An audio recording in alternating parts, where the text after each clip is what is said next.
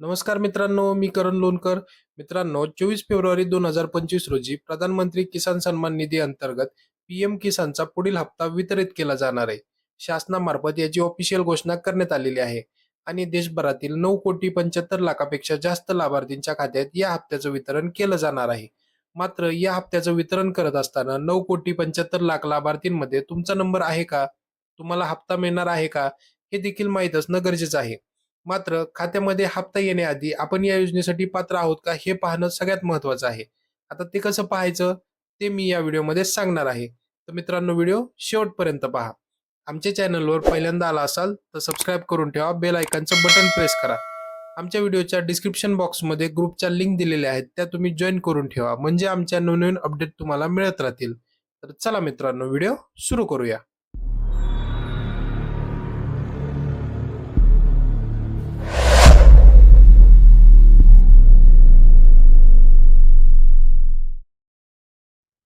तर मित्रांनो, आता आपल्याला गुगलला यायचंय. गुगलला आल्यानंतर तुम्हाला पीएम किसान सन्मान निधी योजना याच्यावरती सर्च करायचंय. पीएम किसान सन्मान निधीवरती सर्च केल्यानंतर तुम्हाला जो एक नंबरचा ऑप्शन दिसतो पीएम किसान सन्मान निधी योजना, त्याच्यावरती तुम्हाला क्लिक करायचं आहे. क्लिक केल्यानंतर तुम्हाला अशा पद्धतीची ऑफिशियल वेबसाईट पीएम किसानची ओपन होईल. तर थोडं स्लाइड केल्यानंतर खाली तुम्हाला फार्मर कॉर्नर म्हणून ऑप्शन येईल. त्याच्यामध्ये तुम्हाला 5 नंबरचा ऑप्शन आहे नो युअर स्टेटस. हा जो 5 नंबरचा ऑप्शन आहे याच्यावरती तुम्हाला क्लिक करायचंय. जसं तुम्ही क्लिक करताल नो युअर स्टेटस वरती, इथं काही डिटेल्स आपल्याला फिल करायचे आहेत. त्या डिटेल्समध्ये तुम्हाला रजिस्ट्रेशन नंबर टाकायचा आहे, कॅप्चर कोड टाकायचा आहे. आता ऍक्च्युली प्रॉब्लेम असा आहे की आपल्या किसान लोकांकडे जो त्यांचा रजिस्ट्रेशन नंबर आहे पीएम किसानला रजिस्टर केलेला, तर तो आपल्याकडे नसणार आहे. तर त्याच्यासाठी ऑप्शन काय आहे, काळजी करायची गरज नाहीये मित्रांनो. राईट साईडला तुम्हाला नो युअर रजिस्ट्रेशन नंबर म्हणून ऑप्शन आहे, त्याच्यावरती तुम्हाला क्लिक करायचंय. जर तुम्ही क्लिक करताल इथं तुम्हाला सर्च बाय मध्ये दोन ऑप्शन दिलेले आहेत, एक तर मोबाईल नंबर किंवा आधार कार्ड. जर तुमच्याकडे मोबाईल नंबर अवेलेबल असेल तर तुम्ही तुमचा मोबाईल नंबर टाकून ओटीपी द्वारे करू शकता, किंवा आधार नंबर असेल तर आधारच्या ओटीपी द्वारे तुम्ही ती प्रोसेस करू शकता. तर मित्रांनो, आता माझ्याकडे मोबाईल नंबर आहे, तर मी मोबाईल नंबरद्वारे मी प्रोसेस करतो. जसं मोबाईल नंबर टाकला, आपल्याला कॅप्चर टाकायचा आहे आणि गेट मोबाईल वरती क्लिक करायचं आहे. जसं तुम्ही गेट मोबाईल वरती क्लिक करताल मित्रांनो, तुम्हाला एक ओटीपी गेलेला असेल.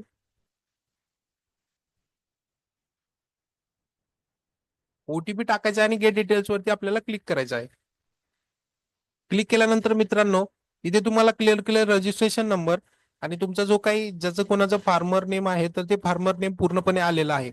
अशा पद्धतीने तुम्ही तुमचा रजिस्ट्रेशन नंबर मिळवू शकता.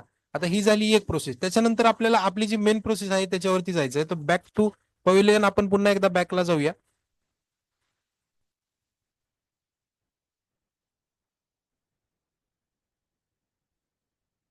पुन्हा एकदा आपल्याला नो युअर स्टेटस वरती जायचं आहे आणि त्याच्यानंतर जो काय तुमचा रजिस्ट्रेशन नंबर होता, जो आता आपण चेक केला होता, तर तो नंबर तुम्हाला कुठेतरी लिहून ठेवलेला असेल, तो तुम्हाला कॉपी करून पेस्ट करायचा आहे. त्यानंतर आपल्याला कॅप्चर टाकायचा आहे आणि गेट ओटीपी वरती क्लिक करायचं आहे. मित्रांनो, लक्षात ठेवा, कॅप्चर फक्त कंपल्सरी टाकायचा आणि व्यवस्थित टाकायचा आहे, किंवा ओटीपी जो आहे तो ओटीपी पण तुम्हाला व्यवस्थित टाकायचा आहे. जर एकही अंक चुकला तरी तुम्हाला पुढची प्रोसेस स्किप होणार आहे. ओटीपी टाकून गेट डेटावरती क्लिक केलं की आपल्याला हे पहा, आपल्याला तुमच्या पुढे तुम्हाला ज्या पर्सनचा तुम्ही डिटेल्स टाकलेले आहेत त्या पर्सनच्या बाकीच्या इन्फॉर्मेशन, ज्या किसान आयडी साठी, किसान सन्मान निधीसाठीच्या ज्या इन्फॉर्मेशन सबमिट केलेल्या आहेत पहिल्या, त्या सर्व येतील. याच्यामध्ये तुमचा रजिस्ट्रेशन नंबर आहे, डेट ऑफ रजिस्ट्रेशन आहे, केव्हा रजिस्ट्रेशन केले ते, जो कोणी फार्मर आहे त्या फार्मरचं तुम्हाला पूर्ण नाव आलेलं आहे, फार्मरच्या वडिलांचं नाव दिलेलं आहे तुम्हाला, फार्मरचा ऍड्रेस आहे, त्यांचा मोबाईल नंबर आहे, या सर्व गोष्टी आहेत. त्याच्यानंतर थोडं जर खाली स्लाइड केलं तर तुम्हाला लास्ट इन्स्टॉलमेंट डिटेल्स दिलेल्या आहेत. म्हणजे मित्रांनो काय आहे की आपल्याला ज्या सन्मान निधीमध्ये ज्या इन्स्टॉलमेंट मिळालेल्या आहेत, काही जणांना आता 19वा इन्स्टॉलमेंट आहे, काही जणांना 10वा आहे, काही जणांना 15वा. म्हणजे ज्यांनी ज्यांनी ज्या ज्या पद्धतीने ज्या ज्या वेळेस रजिस्ट्रेशन केलेलं आहे, ज्या ज्या कालावधीनंतर केलेलं आहे, तर त्या त्या पद्धतीने त्यांना त्या पैशाची इन्स्टॉलमेंट मिळत आहे. आता जर इथं तुम्ही लेटेस्ट इन्स्टॉलमेंट डिटेल्स वरती जर क्लिक केलं तर तुम्हाला पाहायला मिळेल की 15वा इन्स्टॉलमेंट आहे, म्हणजे 1 ते 15 पर्यंत, 1 ते 14 पर्यंतची इन्स्टॉलमेंट मिळालेली आहेत आणि 15व्या इन्स्टॉलमेंटची आता प्रोसेस चालू आहे. आता ही प्रोसेस चालू आहे का नाही, 15वा इन्स्टॉलमेंट मला मिळणार आहे का नाही, ज्या कोणी अकाउंट होल्डर आहे त्याला, हे कसं चेक करायचं? तर मित्रांनो इथे बघा, एफटीओ प्रोसेसच्या समोर जर पाहिलं तर तुम्हाला ग्रीन कलरची टिक केलेली आहे आणि त्याच्या पुढे येस केलेलं आहे. एफटीओ म्हणजे फंड ट्रान्सफर आहे आणि हे फंड तुमच्या खात्यावरती मिळणार आहे म्हणून तुम्हाला येस केलेलं आहे.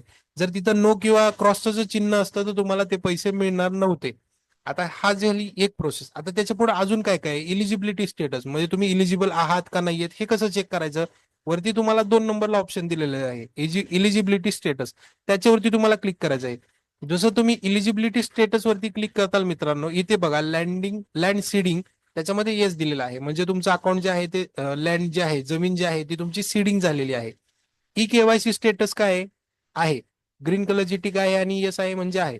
त्यानंतर काय आहे? आधार बँक अकाउंट सीडिंग स्टेटस, म्हणजे आधार बँकेला तुमचं अकाउंट सीडिंग केलेलं आहे का? आहे. लास्ट ई केवायसी कम्प्लिटेशन कधी केलेलं आहे? 2023 मध्ये केलेलं आहे. म्हणजे बऱ्यापैकी तुमच्या ज्या काही अपडेट होत्या, ज्या काही डिटेल्स तुम्हाला फिल करायच्या होत्या त्या सर्व तुम्ही केलेल्या आहेत. त्याच्यामुळं तुम्हाला इथे काहीच प्रॉब्लेम नाही. ही झाली स्टेप नंबर 1. आता त्याच्यानंतर डीबीटी अकाउंट आणि बऱ्याचशा गोष्टी बाकीच्या आहेत त्या कुठे चेक करायच्या? आता पुन्हा एकदा आपल्याला नवीन टॅब ओपन करायचा आहे. नवीन टॅब ओपन केल्यानंतर तिथं तुम्हाला सर्च करायचं आहे पीएफएमएस. पीएफएमएस ची ऑफिशियल वेबसाईट आहे. पीएफएमएस ची ऑफिशियल वेबसाईट चालू झाल्यानंतर तुम्हाला नो युअर पेमेंट या ऑप्शनवरती क्लिक करायचं आहे.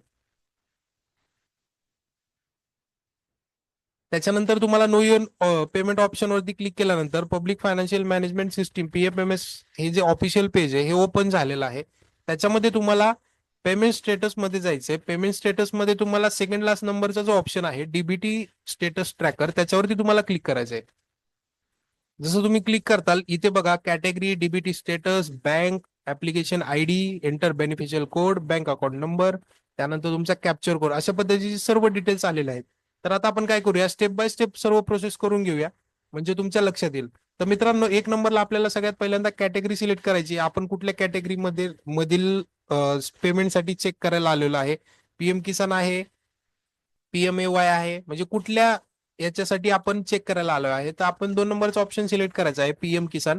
त्याच्यामध्ये तुम्हाला पीएम किसान झालं की इथं डायरेक्ट ऑटोमॅटिकली बेनिफिशियल व्हॅलिडेशन आणि पेमेंट हे 2 ऑप्शन येतील डीबीटी स्टेटसमध्ये. तर बेनिफिशरी व्हॅलिडेशन चेक करायचं नाही आपल्याला, पेमेंट स्टेटस चेक करायचं. तर पेमेंट स्टेटस वरती ऍज इट इज राहू द्या. त्यानंतर तुमचा जो काय ऍप्लिकेशन आयडी असणार आहे तो ऍप्लिकेशन आयडी तुम्हाला टाकायचा आहे. ऑर आहे enter application ID or enter beneficial code. तर आपल्याकडे ऍप्लिकेशन आयडी आहे तर आपण ऍप्लिकेशन आयडी टाकून घेऊया. त्याच्यानंतर आपल्याला जो खालचा कॅप्चर कोड आहे तो आपल्याला टाकायचा आहे आणि सर्च बटनावरती आपल्याला क्लिक करायचं आहे. आता त्यांनी सांगितलं तुमचा जो खालचा कॅप्चर कोड आहे तो मॅच झालेला नाहीये, तर आपल्याला पुन्हा एकदा टाकून घ्यायचा आहे.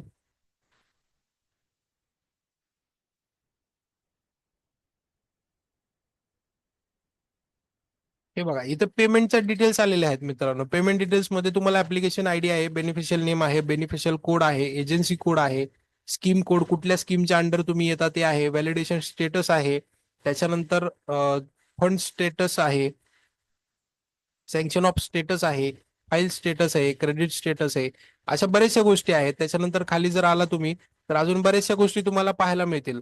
आता या झाल्या माहितीच्या गोष्टी. त्याच्या पुढे आपण ज्या मुद्द्यासाठी आलोय त्या मुद्द्यावर आपण येऊया. तर मित्रांनो, थोडंसं वरती परत स्लाइड केलं, पेमेंट डिटेल्स मध्ये आला तर तुम्हाला 3rd नंबरच्या कॉलम मध्ये तुम्हाला 3rd नंबरलाच अमाऊंट दिलेली आहे. म्हणजे यावेळेस तुमच्या पीएम किसानची किती अमाऊंट तुमच्या खात्यावरती जमा होणार आहे, तर इथं तुम्हाला 2000 रुपीज दिलेले आहे. रिक्वेस्ट डेट म्हणजे रिक्वेस्ट कधी पाठवलेली आहे, 13 फेब्रुवारी 2025 ला रिक्वेस्ट पाठवलेली आहे पीएम किसान निधी योजनेची. आणि ते तुमच्या खात्यावरती कधी जमा होतील? ज्या दिवशी मित्रांनो, जे आपले मोदी साहेब आहेत, जे ई पेमेंट करतील, म्हणजे त्यांच्याकडे जो रिमोट आहे, रिमोटद्वारे ज्यावेळेस ते पेमेंट बटनावरती क्लिक करतील तिथून पुढे तुमच्या खात्यावरती पैसे जमा व्हायला सुरुवात होईल. तर मित्रांनो, ही अशा पद्धतीची माहिती होती. माहिती आवडली असेल तर लाईक करा, शेअर करा.